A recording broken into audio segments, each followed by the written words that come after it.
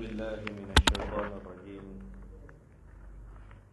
بسم الله الرحمن الرحيم. الحمد لله رب العالمين. الصلاة والسلام على أشرف الأنبياء والمرسلين وعلى آله وصحبه أجمعين.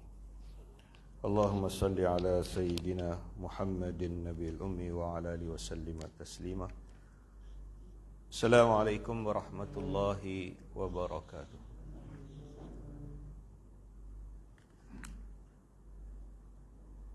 Jadi alhamdulillah, tuan-tuan dan puan-puan yang dirahmati oleh Allah Subhanahu wa taala. Malam ini kita sambung semula pembacaan kitab ini. Kita masih lagi dalam bab yang ke-10, iaitu suatu bab yang datang untuk menyatakan tentang seseorang itu ia meninggal dunia seharusnya dalam keadaan husnuzan, yang ini berbaik sangka dan takut kepada Allah Subhanahu wa taala. Sambungan dia.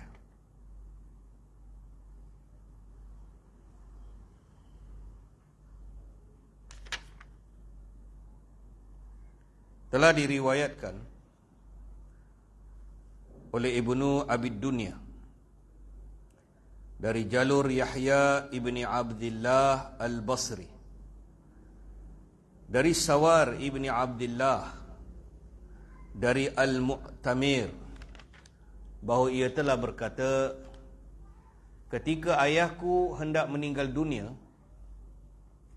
ia telah berkata kepadaku, wahai Mu'tamir, ceritakanlah kepadaku perkara-perkara yang ringan dan menyenangkan hatiku, supaya nanti aku bertemu Allah Subhanahu wa taala dalam keadaan aku bersangka baik kepadanya.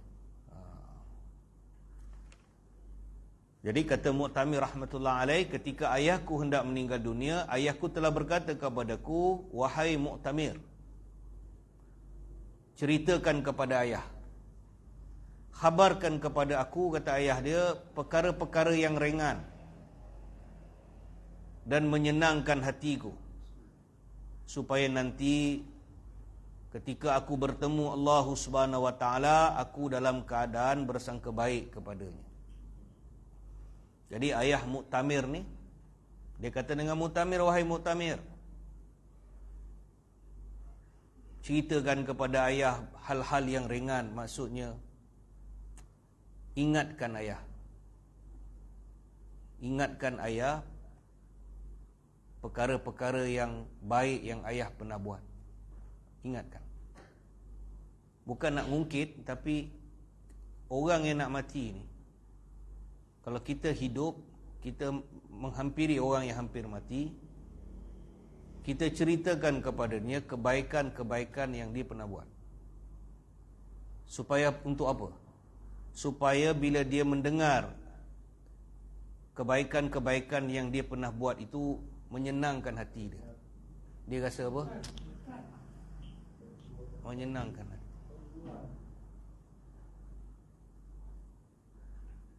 Jadi menyenangkan hati dia, perkara-perkara yang baik. Jadi bila menyenangkan hati ini, supaya orang yang ni apa benda pula ni?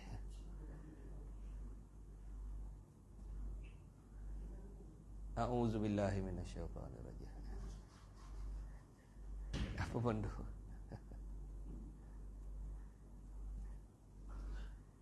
Dia nama ni adab, tuan-tuan. Dia nama ni adab.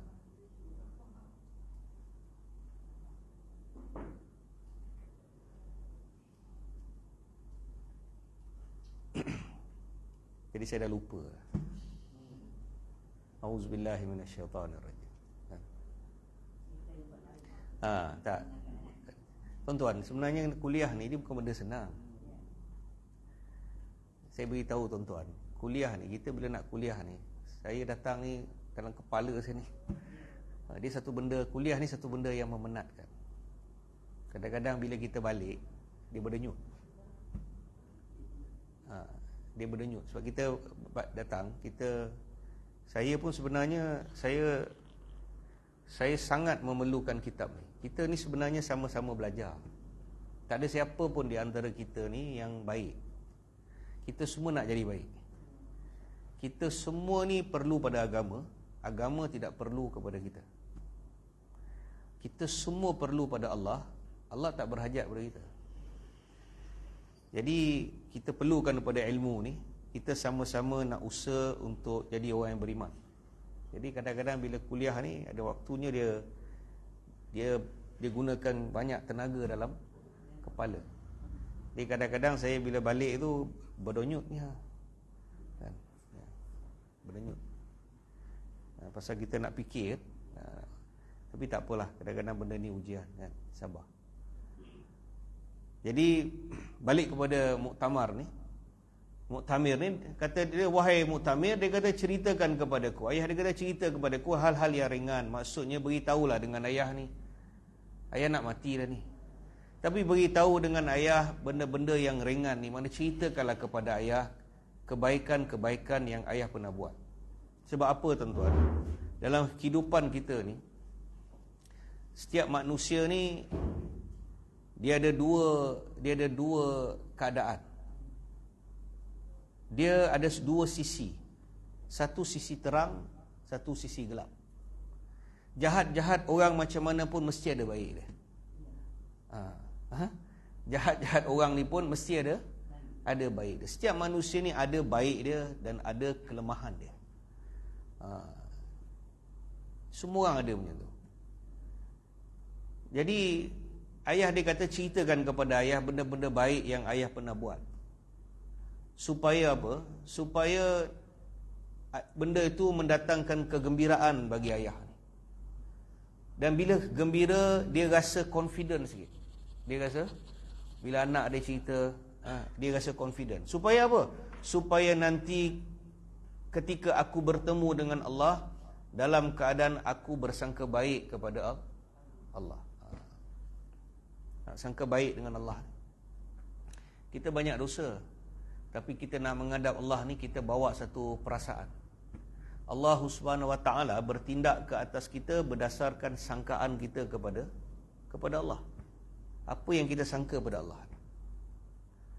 Itu sebab Maulana Zakaria Al-Kandalawi rahmatullah alaih, dia telah bawa satu kisah tentang Abu Yazid Al-Qurtubi rahmatullah alaih. Satu orang ulama hadis yang mana apabila dia meninggal dunia, selang berapa lama, salah seorang daripada anak murid dia bermimpi melihat dia. Jadi bila anak murid dia mimpi lihat dia, anak murid dia kata, wahai tuan, bukankah tuan sudah meninggal dunia? Dia kata ya. Dia kata bagaimana keadaan tuan? Bagaimana penerimaan Allah terhadap diri tuan? Jadi guru dia kata, setelah aku mati, aku telah dibawa, ruh aku ni telah dibawa ke hadrat Allah Subhanahu Wa Taala melalui satu perjalanan yang panjang. Kemudian ketika aku dibawa menghadap Allah, Allah Subhanahu Wa Taala telah memanggil aku. Allah panggil aku. Allah kata, Allah tak panggil aku dengan nama. Allah kata, wahai orang tua yang berdosa, kata Allah. Sampai-sampai aja Allah Ta'ala kata dengan dia apa? Wahai, sedangkan dia ulama hadis. Dia ahlullah dan dia ulama hadis yang besar. Dia kata, bila aku sampai je di hadapan Allah Subhanahu Wa Taala, Allah menunjukkan firman dia kepadaku. Allah kata, Allah berfirman kepada ruh tu. Allah kata, wahai orang tua yang berdosa. Bila Allah sebut macam tu, dia kata, aku terus berkata, ya Rabb. Aku kata, wahai Allah, bukan seperti ini yang sampai kepada aku. bukan seperti ini yang aku dengar.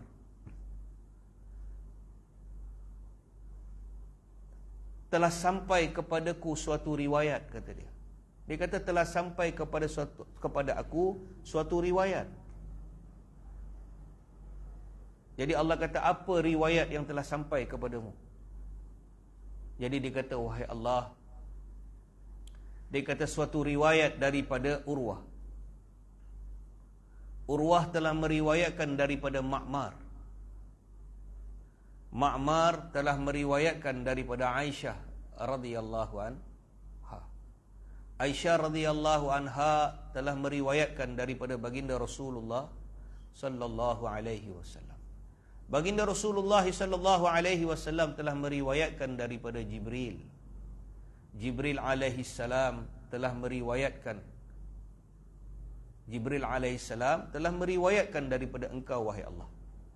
Sungguh engkau telah berfirman, aku ingin mengazab. Aku, kata Allah, aku ingin mengazab seorang hamba aku yang datang kepada aku dengan membawa dosa yang banyak, tetapi aku malu untuk mengazab dia kerana usianya yang telah tua, kata Allah. Allah kata, aku nak azab seorang hamba aku ni kerana dosa dia, kata Allah. Tetapi dia kembali kepada aku dalam keadaan dia bawa dosa, tapi umur dia dah tu, umur dia dah tua renta dah. Dah tua dah. Dah 75, 80, 90. Dia mati, tapi dia ada dosa, kata Allah. Aku nak azab dia, kata Allah, tapi aku merasa malu kerana usianya yang telah tua.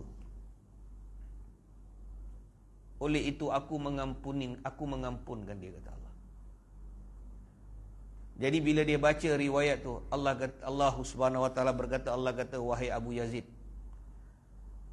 benar apa yang disabdakan, benar apa yang diriwayatkan oleh Urwah.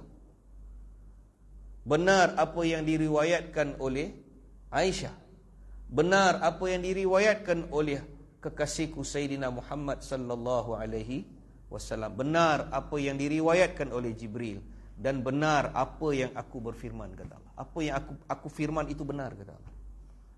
Kemudian Allah mengampunkan aku dan memasukkan aku ke dalam syurga. Kemudian Nabi sallallahu alaihi wasallam dalam menerangkan hadis berkenaan dengan orang tua yang berdosa. Nabi kata, wahai manusia, malulah kalian kepada Allah. Wahai orang yang telah tua, malulah kalian kepada Allah. Mati usia tua, menghadap Allah Ta'ala. Allah nak azab kita ni, Allah boleh azab. Tapi apalah kederat yang kita ada nak berhadapan dengan azab Allah Ta'ala ni? Apa yang kita ada? Kita kuat apa? Kita kalau dah 70, 90, kita kuat apa? Kita dah tak kuat dah. Kaki dah sakit, kan? Nak tangan pun dah, tolak pintu pun tangan rasa sakit. Umur dah lanjut, 80, 90. Kaki, badan dah bongkok, jalan pun dah tak kuat. Tak kuat. Kalau orang tolak kita pun kita jatuh. Datang menghadap Allah, Allah nak azab kita. Allah boleh azab kita, tapi Allah kata, aku malu, kata Allah. Aku malu sebab aku tengok umur dia dah tua. Dia tak mampu nak menanggung azab aku, kata Allah. Jadi oleh itu aku pun buat keputusan untuk mengampunkan dia. Dan Nabi sallallahu alaihi wasallam bersabda, Nabi kata, wahai orang-orang yang telah tua, malulah kalian kepada Allah. Maknanya orang dah hampir usia tua ni, bertaubatlah kepada Allah. Yang dah lopeh tu lah, yang dah lopeh tu lopehlah. Ya, yang dah lepas tu lepaslah. Apa kita boleh buat dengan masa silam? Kan? Masa dah berlalu, barang yang lepas jangan dikenang. Jika dikenang, air mata berlinangan. Kalau kita nak kenang balik, apa yang kita boleh buat dengan masa silam? Orang putih kata, nothing much can be done. Tak ada apa yang kita boleh buat. Kan? Barang yang lepas tak akan kembali, kata Ahmad Jais, kan? Lagu Ahmad Jais tu kan, barang yang lepas tak akan kembali. Kan? Tak akan kembali dah. Jadi tak ada apa yang kita boleh buat dengan masa yang silam, melainkan kalau ada dosa yang kita buat, kita taubatlah, ya Allah. Dulu-dulu macam ni keadaan ni, minta ampun lah ya Allah. Yang dah lopeh tu, lopeh istighfar. Kalau dulu-dulu dosa kita dengan Allah, kalau dulu-dulu solat kita tinggal, kita taubat, kita qada lah. Qada lah balik sikit demi. Ya Allah, nak qada semua tak mampu lah ya Allah. Tapi aku buat lah ya Allah. Aku buat sikit. Bayar hutang macam bayar kutu. Tahu? Bayar hutang macam bayar kutu. Mana ada bayar banyak-banyak kan? Bayar sikit lah. Tapi tiap-tiap bulan bayar. Tapi jangan sampai giliran kita dapat duit, kita orang kita dapat duit, lepas tu kita tak bayar kan? Duit kita ambil, lepas tu kita tak, tapi kita bayar sekadar yang kita mampu. Kalau kita ada solat kita yang kita tak qada, kita qada. Kita taubat. Nombor satu, kita kena taubat, kemudian kita bayar hutang kita. Begitu juga kalau ada dosa-dosa kita, kalau istighfar, kita minta ampun. Kalau ada hak orang lain yang kita pernah ambil, kita pulangkan balik. Kan? Ambil tanah orang, pulang balik. Kan? Tipu geran orang, betulkan balik. Kan? Hak orang, kalau ada hak orang yang kita rasa sebenarnya saya ambil hak orang, pulangkan balik. Dosa kita dengan Allah Ta'ala ni, kita boleh selesai dengan Allah. Tapi dosa kita dengan orang, ambil hak orang, itu dia tidak selesai dengan istighfar. Dia istighfar tapi kena pergi selesaikan. Maknanya kalau ada kalau kita ada aniaya orang, tipu orang, kita kena ambil hak orang, selesaikan kita dengan orang. Jadi balik kepada riwayat ini, kenapa dia kata wahai Mu'tamir, ceritakan kepada ayah ni perkara yang ringan, supaya apa? Supaya bila ayah kembali kepada Allah, ayah nak kembali kepada Allah dalam keadaan ayah memiliki sangka baik kepada Allah. Allah Maha Pengampun, Allah Maha Penyayang. Dalam sangkaan yang baik ni, Allah bertindak ke atas hamba dia sebagaimana sangkaan hamba dia kepada Allah.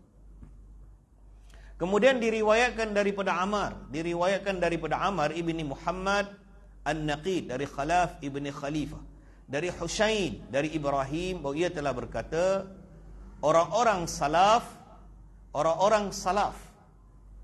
bila disebut orang-orang salaf ni siapa? Orang-orang salaf ni adalah mereka-mereka yang hidup dalam tempoh 300 tahun hijrah yang pertama.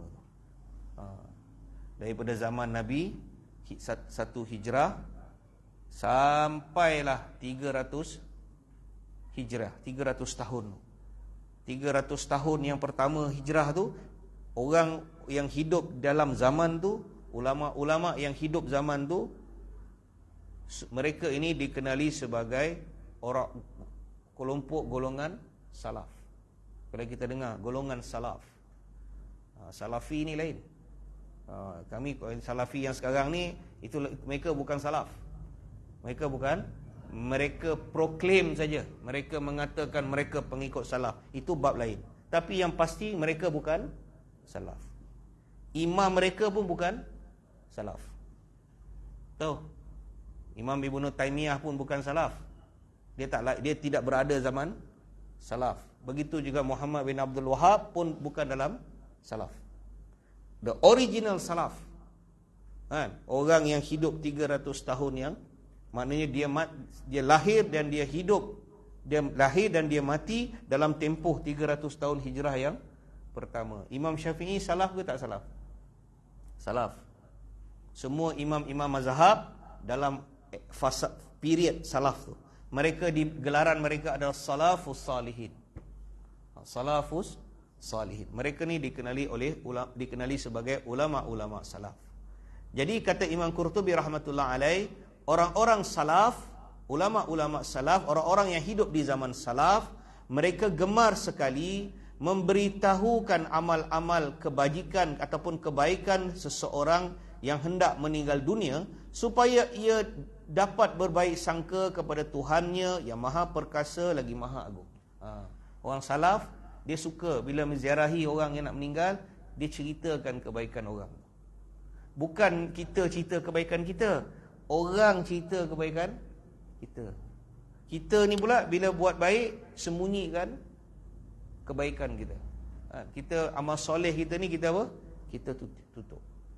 Adalah amal soleh kita yang kita terpaksa buat secara terang-terangan. Sebagai contoh, semayang fardu, macam semayang maghrib. Kita takkan nak semayang maghrib seorang-seorang dalam store. Kalau orang lelaki-lelaki, dia kena keluar daripada rumah dia. Dia kena jalan kaki, sunanil huda. Dia kena salat di belakang imam, syiar. Kena azan. Kena apa? Kena azan. Dia kena keluar daripada rumah. Dia kena jalan depan rumah orang. Orang akan tengok dia. Itu syiar. Itu dia kena. Tapi amalan-amalan sunat dia, amalan tahajud dia, semua itu dia kena tutup. Dia tak perlu beritahu dengan orang. Malam tadi saya semayang tahajud 20 rakaat. Habislah kita. Kan? Habislah kita. Kan? Ataupun sekarang trend kan, bangun tahajud nak kena pegang handphone dulu. Bangun tahajud nak pegang handphone. Ini sekarang lagi yang keadaan lagi parah pula, semayang tahajud dia ambil video. Dia ambil video, dia pun semayang. Allahu Akbar. Habis semayang kita. Ambil video untuk apa? Untuk apa? Habislah kita. Habislah. Tahajud kita tak ada nilai. Jadi kita nak banyak subscriber. Jangan lupa tekan butang subscribe ya Pak. Nak banyak follower. Jadi kita nak beritahu dengan dunia yang malam tadi kita bangun. Habislah kita. Sia-sialah amal kita. Jadi ada amalan yang disyiarkan, ada amalan yang ditutup. Ni kan bangun pukul 4 pagi, ambil telefon dulu. Kan? Pub kita pun tembak salam tahajud, kita tulis. Saya selalu cakap benda tu. Jangan ambil kerja tu. Jangan berhenti kalau buat kerja tu. Istighfar. Kalau dah pernah buat, istighfar. Jangan. Kita bangun pukul 4, 4.30. Kita duduk dalam Taman Jujur ni. Kita ada grup penduduk taman. Ada tak sini? Mesti ada. Kan? Kita bangun pukul 4.25, kita ambil telefon, kita pun tembak. Itu pun kita forward orang punya salam tahajud tu. Kita pun salam tahajud kita tulis 4.25. Orang lain mungkin tengah tidur. Tiba-tiba orang lain terbangun, dia pun ambil telefon. Kak Timah ni. Contohlah kan, Kak Timah. Kak Timah bangun 4.25, salam tahajud lah tu. Mana Kak Timah nak semayang? Hebat Kak Timah. Habis Timah. Lebih baik tak payah semayang mah, tidur. Satu Taman Jujur tahu, entah betul entah tidak Timah semayang pun wallah. Mungkin Timah hanya tembak salam tahajud je, Timah pun tidur balik. Mungkin Timah bangun nak kencing je, kan? Timah bangun nak kencing. Kencing tak entah semayang tak semayang wallah. Dia main forward je. Habislah Timah. Tapi kalau Timah tak semayang tak apa. Tapi kalau Timah semayang, habislah. Lebih baik tidur je. Kan? Sebenarnya kita nak apa daripada tahajud tu? Kita nak Allah ke? Kita nak pujian orang ke? Kita sekarang hidup dalam masyarakat yang sakit. People, dia kata people are sick. Hari ni orang semua banyak sakit. Living in a sickening environment. Hidup dalam suasana yang sakit. Itu dia. Orang putih kata the people are sick. Hari ni orang ramai sakit. And living in a sickening environment. Duduk pula dah lah sakit. Duduk di kalangan orang yang sakit. Apa jadi tuan-tuan? Kalau satu orang yang sakit sikit, kenapa kita tak suka duduk hospital? Tuan-tuan tahu tak hospital ni? Tapi kalau ada kerja hospital jangan marah lah. Saya bagi contoh je. Tuan-tuan, orang kalau sakit sikit, dia pergi duduk hospital, dia lagi sakit. Kenapa bila kita pergi hospital, kita bawa budak kecil, orang tak bagi naik? Kan? Kadang-kadang kita bawa budak kecil kan? Kita bawa budak kecil, kita nak pergi ziarah. Biasa tak? Saya tak tahu lah. Tapi dulu-dulu, saya kalau dulu sekolah, kena tunggu kat bawah. Mak nak bersalin, kita nangis kat bawah tu. Tak dapat tengok mak. Ayah kata duduk sini. Kan? Bawa mak saudara, kau jaga dia Timah. Dia kata. Abang nak pergi tengok akak kau ni. Kita orang adik-beradik semua kat bawah tu menangis. Tak jumpa? Tak boleh jumpa mak. Tak boleh naik. Dia kata tak boleh pakcik, ni budak. Betul tak? Sebenarnya pasal apa? Kita pun benci tengok guard tu kan. Tapi sebenarnya guard tu baiklah. Dia kata saya buat arahan hospital. Sebab apa? Hospital ni tempat sakit. Banyak wabak, banyak penyakit. Budak kecil mudah jatuh sakit. Adik tak payah naik. Kalau boleh jangan bawa pergi hospital. Sebab hospital adalah terhimpunnya segala macam penyakit. Orang kena COVID pun kat situ, orang kena malaria pun kat situ, orang kena penyakit apa ni? Penyakit jaundice pun kat situ. Orang batuk kering pun kat situ. Semua sakit. Jadi doktor tu manjang nak kena pakai ni, manjang kejap-kejap. Jadi kita sekarang ni hidup dalam suasana kita pun orang ramai sakit. Duduk dalam suasana sakit. Hari ni sakit kita apa? Sakit kita hari ni kita nak beritahu orang semua benda dalam hidup kita apa kita nak buat. Nak semayang pun nak tunjuk, nak beritahu orang. Hari ni sebenarnya kita buat amal untuk menyukakan Allah ke atau kita nak menyukakan orang? Jadi kalau kita bangun pagi tu kita pun tembaklah salam tahajud, habislah tahajud itu. Jangan ambil kerja tu tuan. Jangan buat. Bangun-bangun pagi ni tak payahlah pegang telefon dah, tak payahlah. Pergi masuk tandas, buang air, kan? Buang air, mandi, gosok gigi, ambil wuduk. Tak ada apa kepentingan telefon tu dah. Terus semayang. Dah semayang, dah apa tu, dah selesai nak habis semayang subuh. Apa lagi dah semayang subuh? Dia dah jadi satu macam habit, kan? Jadi orang Taman Jujur pun ingat, oi hebat Kak Timah ni. Hari ni semalam 4348. Habislah kita. Keikhlasan kita habis. Jadi balik kepada riwayat orang-orang salaf, dia suka pergi menceritakan kepada orang lain, ceritakan kebaikan orang yang nak mati ni. Jadi dia beritahu orang tu, dia datang ziarah, dia kata jangan sedihlah, tahzan. Jangan sedih.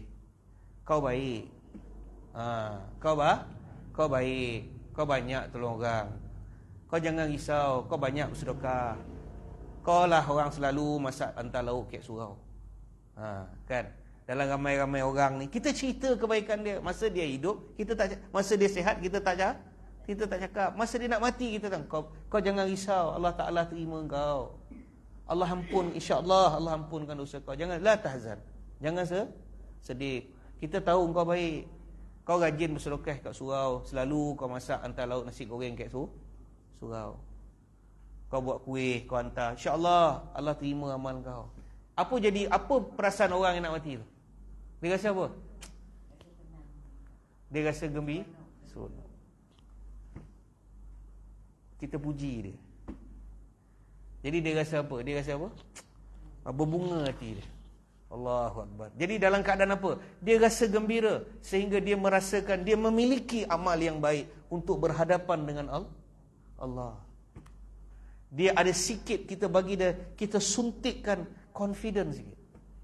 Supaya dia ada sedikit keyakinan, sedikit confident. Dia nak menghadap Allah Ta'ala, tuan-tuan. Nak menghadap Allah ni takut.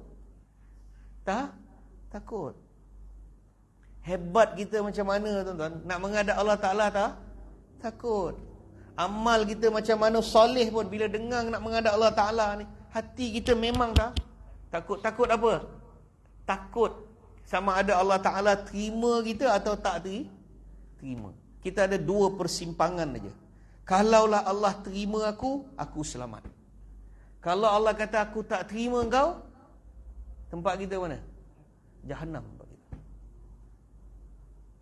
Itu sebab kita jadi takut. Kita nak kembali ke hadrat Allah. Itu sebab dia kata inna lillahi wa inna ilaihi raji'un.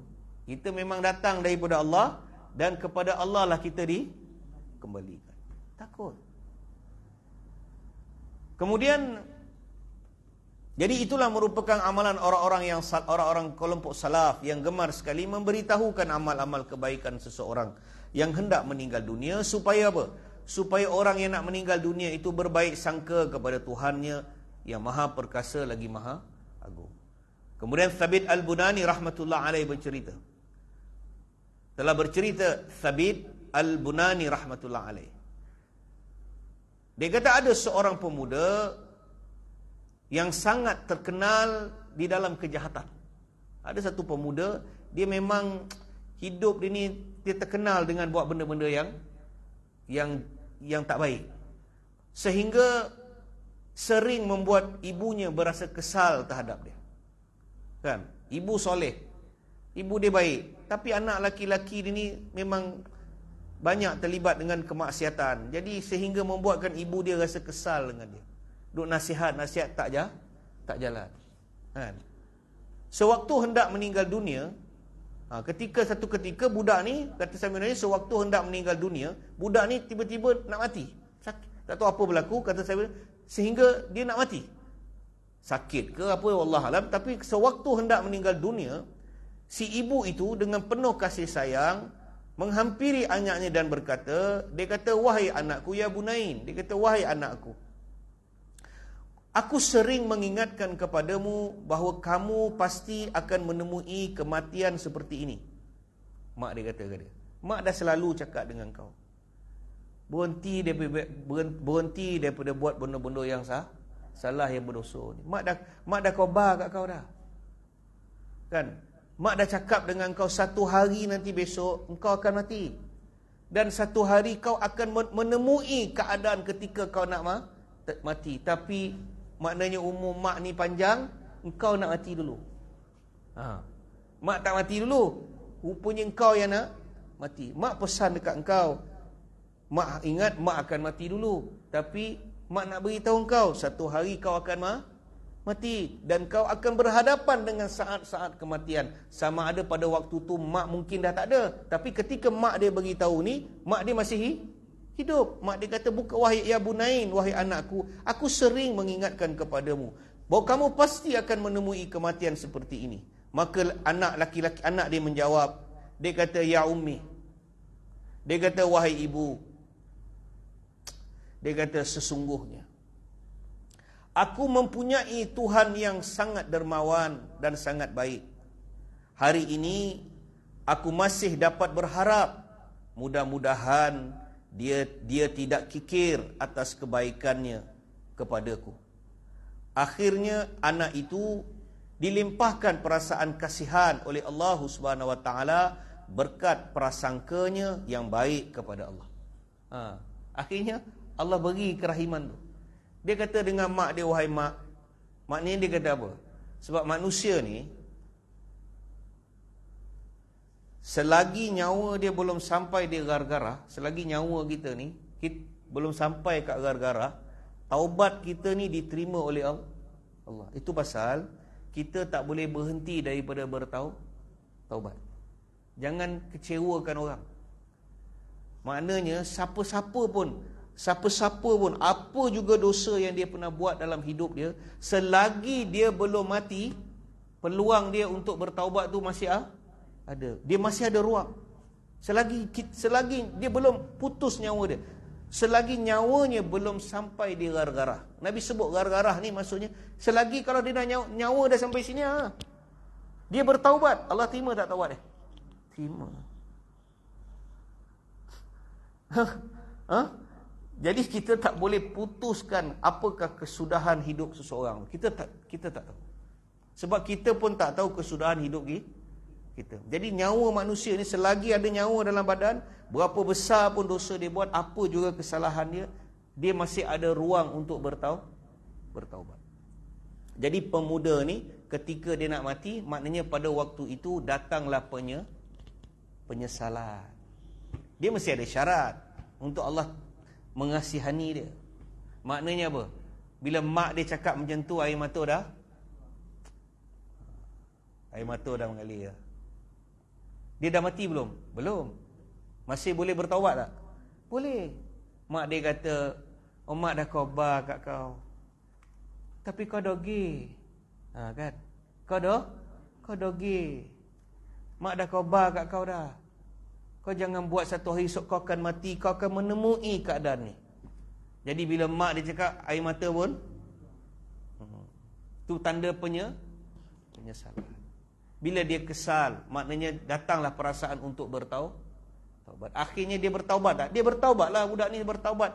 Pasal dia bertaubat itulah dia minta ampun dengan Allah, sehingga terkeluar perkataan itu daripada mulutnya. Dia kata, ya ummi, dia kata, wahai mak, dia kata sesungguhnya aku mempunyai Tuhan yang sangat dermawan dan baik.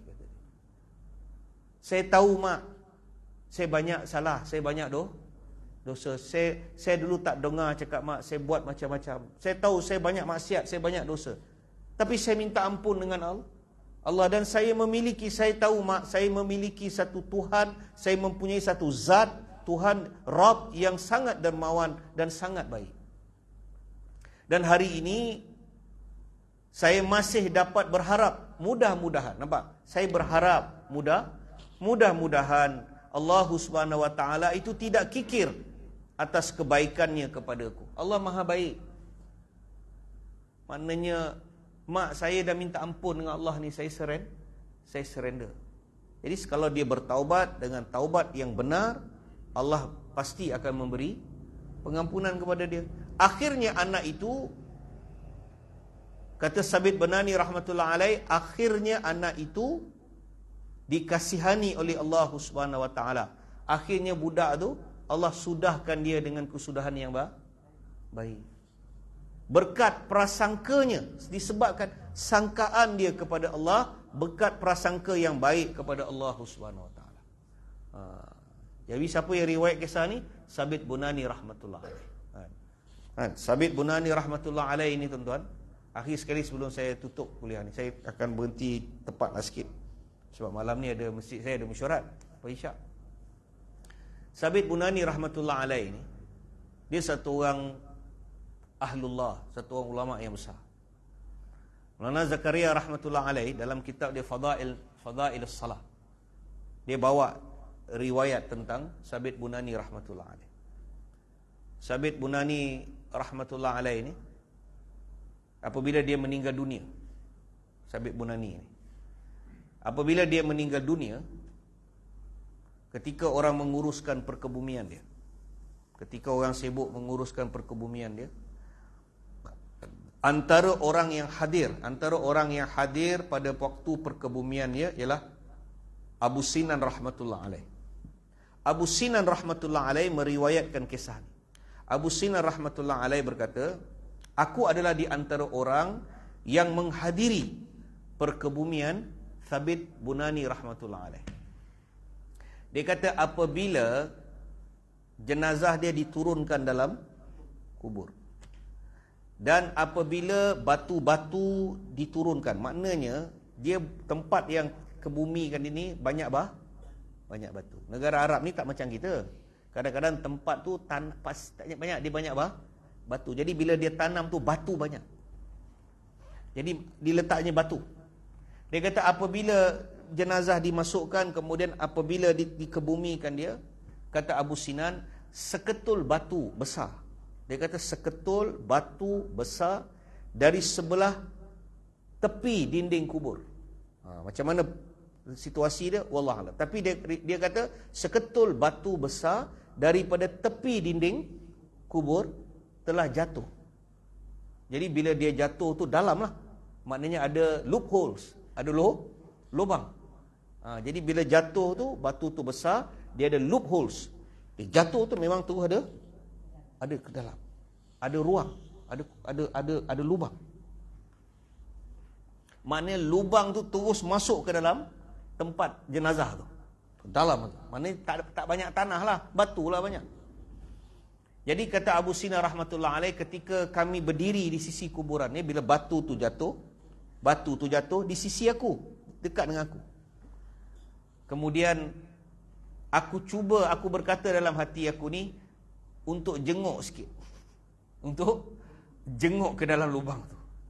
Dia kata apabila aku bergerak untuk jenguk ke dalam lubang tu, bila aku tengok, alangkah terperanjatnya aku, kata Abu Sinan. Alangkah terperanjatnya aku apabila aku melihat Sabit Bunani rahmatullah alaih sedang salat di dalam kubur dia. Terperanjat Abu Sinan. Macam mana dia solat? Wallahualam. Abu Sinan tak sebut dia berdiri ke, Dia tahiyat ke, dia sujud ke, dia tak sebut. Dalam riwayat Abu Sinan kata, aku jenguk, alangkah terperanjatnya aku apabila aku lihat Sabit Bunani rahmatullah alaih sedang salat di dalam kubur dia. Aku merasa terkejut. Kemudian ku katakan kepada sahabat di sebelah aku ni, aku beritahu, aku bisik kat dia. Aku beritahu apa yang aku lihat. Dan sahabat ni kata apa? Sahabat ni kata dengan aku, diam. Jangan cakap apa-apa, diam. Jangan cerita dengan orang. Waktu tu jangan cerita dengan orang, diam. Kita dekat kubur. Habis perkebumian, kami berdua, aku dengan sahabat aku ni, buat keputusan untuk pergi ke rumah Sabit Bunani. Kita dua orang yang tahu. Dia kata apabila aku pergi ke rumah Sabit Bunani rahmatullah alaih, Sabit Bunani ni ada seorang anak perempuan. Dia ada seorang anak perempuan. Kami pun beri salam, anak perempuan ni pun keluar. Kami terus berkata, kata Abu Sinan, aku terus berkata kepada anaknya, aku kata, wahai anak, kami datang ni, kami nak tanya kamu satu perkara. Dan benda ini sulit. Ini sulit. Anak dia kata, hal apa? Dia kata, khabarkan kepada kami, beritahu kepada kami ni, apakah amalan istimewa bapamu? Apa amalan istimewa Sabit Bunani ni? Setakat semayang apa semua ni kita faham, tapi mesti dia ada amalan yang, apakah amalan istimewa bapamu sepanjang kau hidup dengan dia? Maka anaknya beritahu, aku pun bertanya kepada Abu Sinan. Anak dia kata, wahai Abu Sinan, kenapa kau tanya aku soalan tu? Pasal apa? Dia tak nak jawab. Kenapa kau tanya? Why? Jadi akhirnya Abu Sinan rahmatullah kata, aku pun menceritakan peristiwa yang kami lihat ketika di kawasan kuburan. Batu jatuh, kemudian aku jenguk, kulihat ayahmu Sabit Bunani rahmatullah alaih sedang mendirikan salat di dalam kuburannya. Maka menangislah anak perempuan ni. Anak perempuan dia jawab apa? Anak perempuan dia kata, wahai Abu Sinan, wallahi, kata dia, wallahi demi Allah, apa yang engkau saksikan itu benar. Nampak? Apa yang engkau tengok tu benar. Memang itulah bapa aku. Anak dia kata, wallahi benar. Memang itulah yang kau tengok tu, memang itulah bapa aku. Dia kata, wahai Abu Sinan, selama 50 tahun, kalau kau nak tahu, aku bagi tahu engkau. Sekarang kau nak tahu, aku bagi tahu. Dia kata, selama 50 tahun aku hidup dengan bapa aku ni. Selama 50 tahun, ayahku Sabit Bunani rahmatullah alaih tidak pernah, ayahku selama 50 tahun, ayahku tidak pernah ketinggalan solat malam selama 50 tahun. Tapi ayah bila solat, ayah solat lepas isyak, ayah beribadat sepanjang malam. Maknanya lepas isyak, balik rumah, semayang sampai dia buat ibadat. Dia semayang ke, dia baca Quran, dia buat ibadat, dia menghidupkan malam daripada selepas isyak sampai azan subuh. Tiap-tiap hari selama 50 tahun. Dan, kata dia, dan ketika hampir-hampir fajar, dekat-dekat nak azan subuh, dah ibadat seluruh malam, lagi setengah jam nak azan subuh, ayahku Sabit Bunani rahmatullah alaih akan menadahkan tangan dia. Ayahku akan berdoa dengan satu doa yang khusus. Ayahku berdoa kepada Allah macam ni, kata dia. Ayahku berkata, ya Allah, ya Rabb. Dia kata, wahai Allah. Tengok Sabit Bunani bila doa, dia kata, ya Allah, sekiranya, dia kata apa? Sekiranya jika engkau membenarkan, dia kata, ya Allah, sekiranya jika engkau membenarkan mana-mana hamba-Mu untuk solat di dalam kuburnya, maka berikanlah kebenaran tu kepada aku. Nampak? Nampak tak? Bila dia minta doa tu, dia lapik doa dia. Dia kata, ya Allah, sekiranya jika engkau benarkan mana-mana hamba untuk solat di dalam kuburannya, maka aku minta engkau berikan kebenaran tu kepada aku. Sebab aku terlalu mencintai solat. Akhirnya Allah terima doa dia. Dia masuk dalam kubur, Abu Sinar rahmatullah kata, wallahi demi Allah, aku lihat dia solat di dalam kuburan. Nak beritahu apa? Nak beritahu orang yang terlalu cinta dengan sah. Tapi secara biasa, orang bila dah mati tak ada sah, tak ada solat. Ini kasas, ini kisah. Ini kisah, kan? Jangan kata, oh, ini pembohong, cerita apa? Ini cerita penglipu lara, kan? Orang yang ada penyakit dalam hati, kan, dia akan rasa semua orang selain daripada dia penglipu lara. Tapi kisah ini Syekh Zakaria rahmatullah alaih menukilkan dalam kitab dia, dalam riwayat Abu Sinar rahmatullah alaih dalam Fadailus Salat. Dia kasas, dia kisah. Nak menerangkan, tapi tengoklah dia nak dapatkan benda tu, dia kena solat sepanjang malam 50 tahun. Kita tak boleh. Kita tak mampu nak buat macam tu. Lepas isyak semayang sampai subuh. Sehari boleh lah, lepas tu besok pengsan. Besok tu dah ngantuk sepanjang hari, tidur je. Ngantuk. Kan? Kita tak dapat benda tu. Allah Ta'ala tak bagi kita lagi. Kan? Tapi Abu Sinar rahmatullah alaih, Allah bagi dia benda tu. Sehingga dia boleh buat betul selama 50 tahun. Jadi, saya sebut Sabit Bunani ni sebab dia riwayatkan kisah ni. Kan? Jadi, nak beritahu tentang betapa cintanya Sabit Bunani rahmatullah alaih kepada solat. Jadi saya pesan dengan diri saya dan tuan-tuan, selagi kita hidup, hargailah solat kita. Hargailah solat kita. Bila Allah Ta'ala bagi kita peluang solat. Kemudian kita minta dengan Allah, sihatkan tubuh badan kita. Ya Allah, panjangkan umur aku ni. Kalau boleh panjang, kasih panjang dan bagi sihat. Jangan panjang sakit. Minta panjang dan sihat supaya apa ya Allah? Boleh solat ya Allah. Boleh solat. Jadi nak beritahu tentang kecintaan kepada solat. Jadi saya berhenti takat ni dulu. InsyaAllah kita sambung pada minggu yang akan datang. A'udzubillahi minasyaitonirrajim. Bismillahirrahmanirrahim. Alhamdulillahi rabbil alamin, wassalatu wassalamu ala asyrafil anbiya'i wal mursalin wa ala alihi wa sahbihi ajma'in. Allahumma salli ala sayyidina Muhammadin nabiyil ummi wa ala alihi wa sallima taslima. Rabbana ighfir lana wa liwalidain wa lil mu'minina yawma yaqumul hisab. Rabbirhamhuma kama rabbayana saghira. Rabbana atina fid dunya hasanah wa fil akhirati hasanatan wa qina adzabannar. Wa sallallahu ala sayyidina Muhammadin nabiyil ummi wa ala alihi wa ashabihi wasallam. Subhana rabbika rabbil izzati amma yasifun wa salamun alal mursalin walhamdulillahi rabbil alamin. Assalamualaikum warahmatullahi wabarakatuh.